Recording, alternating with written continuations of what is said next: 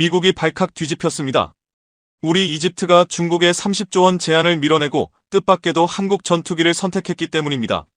한국 전투기는 F-16을 대체할 수 없다는 미국 국방부의 확신, 그리고 이스라엘까지 나서 계약을 막으려 했던 그 오만함은 한순간에 흔들렸습니다. 그러나 사막 한가운데에서 벌어진 시험 비행은 모든 계산을 무너뜨렸습니다. 우리 최고 조종사가 내린 평가는 전 세계의 예상을 완전히 뒤집었습니다. 결국 이집트는 36대가 아닌 100대 계약을 발표했고 중동 6개 나라가 연달아 움직였습니다. 가을 새벽 4시 47분, 제 침대 옆에서 휴대폰이 거칠게 울렸습니다.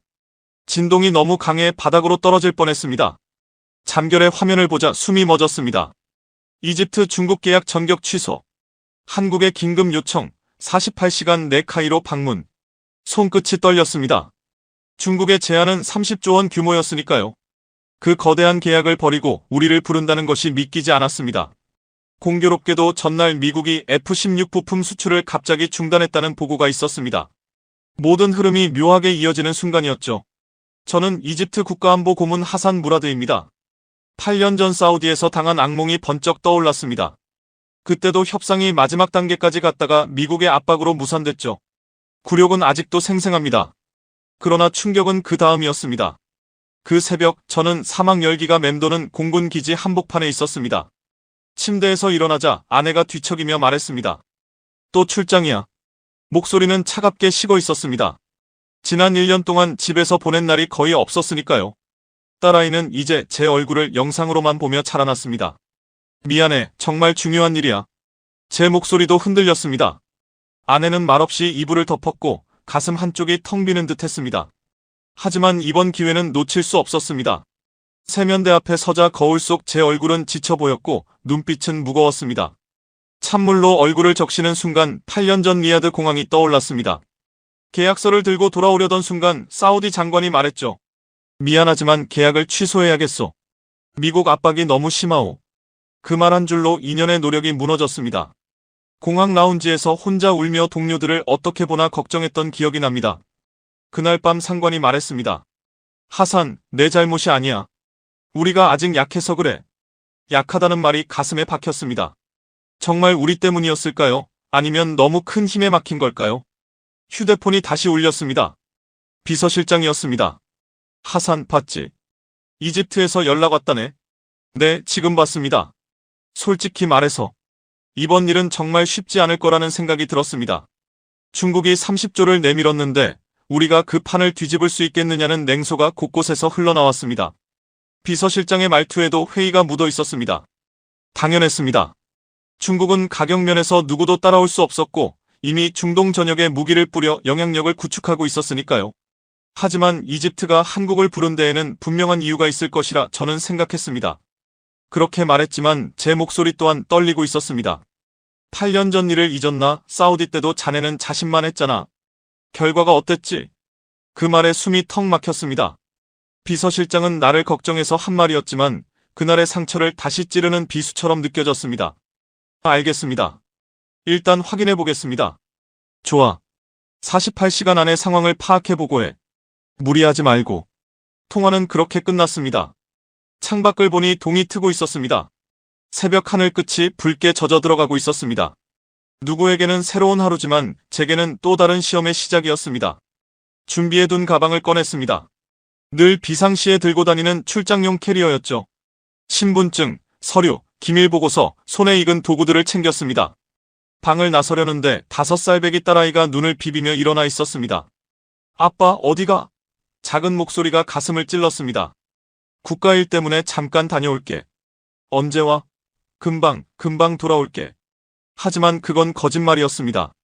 최소 일주일은 걸릴 걸 알았으니까요. 아이를 안아 올렸습니다. 작은 몸의 따뜻함이 가슴을 누르며 올라왔습니다. 눈물이 왈칵 솟을 것 같았지만 꾹 참았습니다. 아빠 힘내. 아이가 작은 주먹을 들어 보였습니다. 그 모습에 미소가 번졌습니다. 동시에 마음 한켠이 무겁게 내려앉았습니다. 이 아이를 위해서라도 이번에는 실패할 수 없었습니다.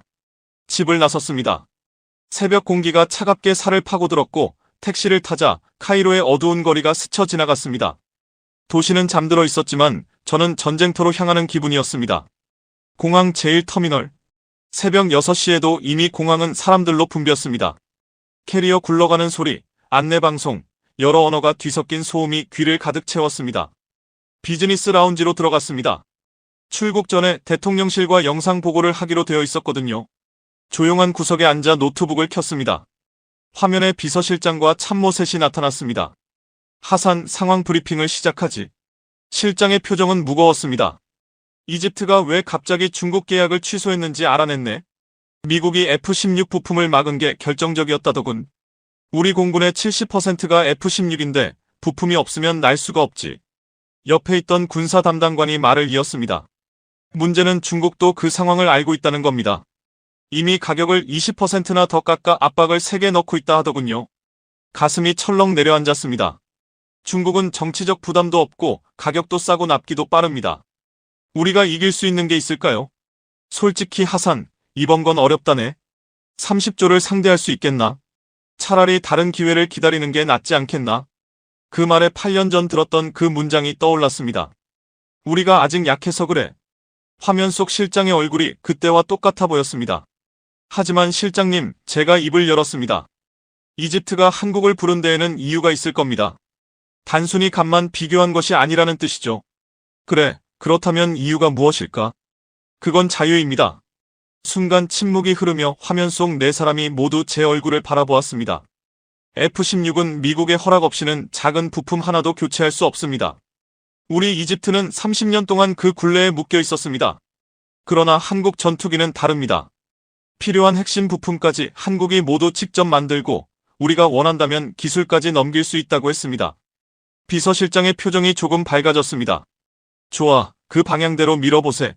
하지만 하산, 너무 큰 기대는 하지 말게. 8년 전처럼 자네만 상처받을까 걱정이야. 그 말에 목이 잠시 메었습니다. 그의 걱정이 진심이라는 걸 알았으니까요. 괜찮습니다. 이번에는 다를 겁니다. 그렇게 대답했지만 제 안에도 확신이 서 있는 것은 아니었습니다. 다만 이번만큼은 끝까지 가보고 싶었습니다. 회의가 끝나고 탑승구로 향했습니다. 카이로까지 12시간이 넘는 비행이 기다리고 있었습니다. 자리에 앉았지만 마음은 전혀 편하지 않았습니다. 이륙하자 흔들리는 진동이 온몸을 스쳤고 창밖으로 공항과 도시의 불빛이 점점 멀어졌습니다.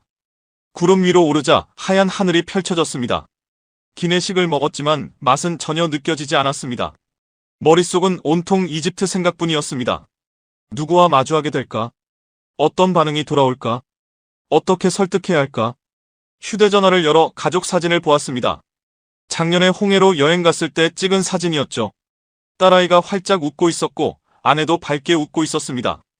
그때는 모든 것이 평온했습니다. 일에 쫓기지 않았고 가족과 함께 숨을 고를 수 있었으니까요. 통화를 걸었습니다. 아내가 바로 받았습니다. 벌써 탔나요? 그래, 이제 막 떠났어. 몸 조심하고 다녀와요. 아이는 벌써 유치원 갔고 아빠한테 주려고 그림 그렸다고 하네요. 나중에 사진 보내드릴게요. 고마워요. 미안해요. 됐어요. 잘 다녀와요. 통화가 끊겼지만 아내의 목소리는 여전히 서늘하게 가라앉아 있었습니다. 당연했습니다. 1년 내내 집을 비우는 남편을 이해하는 것은 쉬운 일이 아니니까요. 눈을 감았지만 생각이 복잡해 잠이 올 것 같지 않았습니다. 그런데 어느새 깊은 잠에 빠져 있었습니다. 꿈속에서 8년 전 리야드 공항에 서 있었습니다. 계약서를 들고 있는데 갑자기 불이 꺼졌고 짙은 어둠 속에서 누군가 비웃고 있었습니다. 너희는 약하다. 평생 강해지지 못할 것이다. 놀라서 벌떡 일어났습니다. 이마에는 식은땀이 번졌고 심장은 빠르게 뛰고 있었습니다. 악몽이었습니다. 창밖을 보니 여전히 구름이 펼쳐져 있었고 태양은 하늘 한가운데 떠 있었습니다. 시간을 보니 8시간이 지나 있었습니다. 이제 4시간 남았습니다. 노트북을 꺼내 다시 자료를 살폈습니다. 한국 전투기의 구조, 다른 나라 도입 사례, 실전 배치 기록까지 이미 수십 번 읽었지만 다시 들여다보지 않을 수 없었습니다. 작은 질문 하나에도 흔들리면 안 됐습니다. 화면에 지도가 나타났고 비행기가 이집트 하늘로 들어서고 있었습니다. 심장이 다시 빠르게 뛰기 시작했습니다. 승무원의 안내 방송이 들렸습니다. 이제 곧 카이로에 착륙하겠습니다. 기장의 안내 목소리가 들렸습니다. 착륙 준비를 하라는 말이었습니다. 안전띠를 조여 매고 창밖을 바라보니 사막의 황토빛이 천천히 모습을 드러냈습니다. 끝도 없이 이어지는 모래 언덕 사이로 나일강이 긴 물줄기를 그리며 푸르게 흐르고 있었습니다. 카이로가 점점 가까워지고 있었습니다. 도시가 서서히 커지고 건물들이 촘촘히 모습을 드러냈습니다.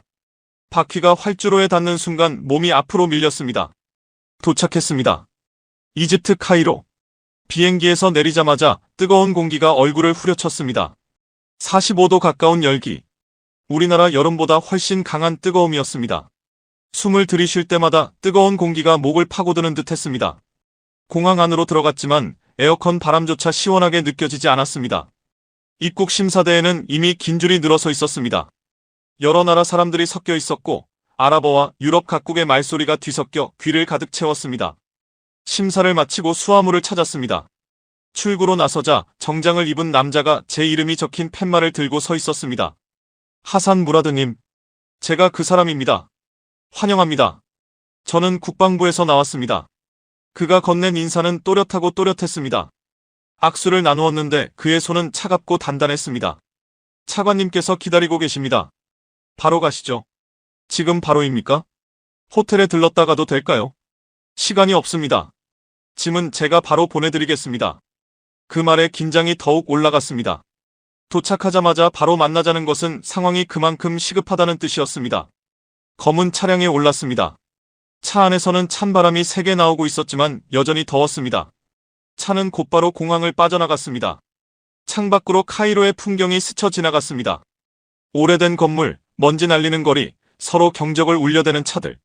그 사이사이로 이슬람 사원의 첨탑이 하늘을 찌르고 있었습니다. 낯설지만 어디선가 늘 보아온 듯한 풍경이기도 했습니다. 30분쯤 지났을 때 차가 거대한 건물 앞에 멈췄습니다. 국방부 청사였습니다. 높은 담장과 삼엄한 검문소가 입구를 지키고 있었습니다. 신원 확인을 여러 번 거쳐 안으로 들어갔습니다. 건물 안쪽은 대리석으로 되어 있었고 높은 천장과 긴 복도가 이어져 있었습니다. 구두 소리가 울리며 안내원을 따라 걸었습니다. 벽에는 역대 지도자들의 사진이 걸려 있었습니다. 엘리베이터를 타고 5층으로 올라갔습니다. 문이 열리자 또 다른 복도가 보였고 끝에 커다란 문이 자리하고 있었습니다. 안내원이 노크를 했습니다. 들어오시오. 낮고 단단한 목소리가 들렸습니다. 문이 열리자 넓은 회의실이 눈앞에 펼쳐졌습니다. 긴 테이블 한쪽 끝에 한 남자가 앉아 있었습니다. 50대 중반쯤 되어 보였고 군복 칼라에는 별 4개가 번쩍였습니다.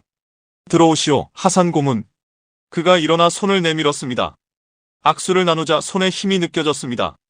나는 알파타 국방차관이오. 30년 동안 하늘을 지켜왔지. 반갑습니다, 차관님. 자리에 앉았습니다. 에어컨이 돌아가고 있었지만 공기가 차갑게 느껴졌습니다. 긴장이 온몸을 조이고 있었기 때문입니다. 차관은 날카로운 눈빛으로 나를 바라보았습니다. 마치 적기를 조준하는 조종사 같았습니다. 단도직입적으로 묻겠소, 하산 고문. 그가 서류처를 탁 펼쳤습니다. 자네가 말한 한국 전투기가 우리 F-16보다 나은 이유를 30초 안에 말해보게. 숨이 막혔습니다. 30초는 너무 짧은 시간이었습니다. 하지만 머뭇거릴 수는 없었습니다. 짧은 정적이 흘렀습니다. 더 낫다기보다는 저는 조용히 말을 잇고 차관의 눈을 바라봤습니다. 우리 이집트에게는 F-16보다 훨씬 더 자유롭습니다. 차관의 표정이 굳어졌습니다. 제 심장은 빠르게 뛰고 있었습니다. 자유라니? 그렇습니다.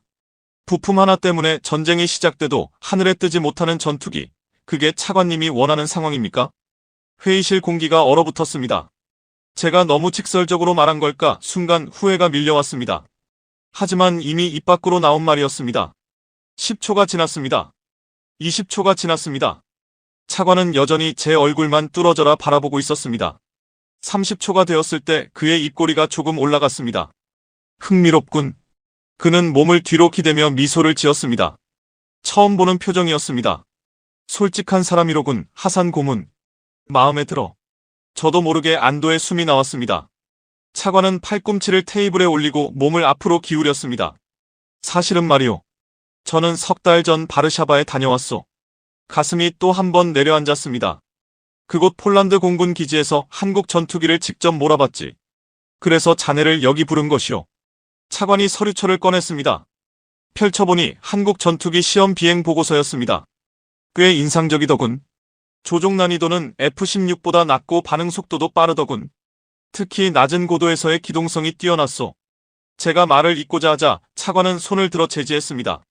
하지만 한 가지 문제가 있어, 하산. 무엇입니까? 나 혼자 만족한다고 끝나는 게 아니오. 우리 공군 조종사들을 설득해야 하네. 그들은 30년 동안 F-16만 타왔어. 새 기종에 대한 거부감이 큰 건 당연한 일이오. 이해합니다. 그래서 조건이 하나 있어. 차관이 문서를 넘기며 설명했습니다. 내일 새벽 5시 우리 비밀 기지로 오시오. 한국 전투기 실기 시연을 하겠소. 우리 최고 조종사 3명이 직접 타볼 걸세. 그런데 기체는 어디에서 옵니까?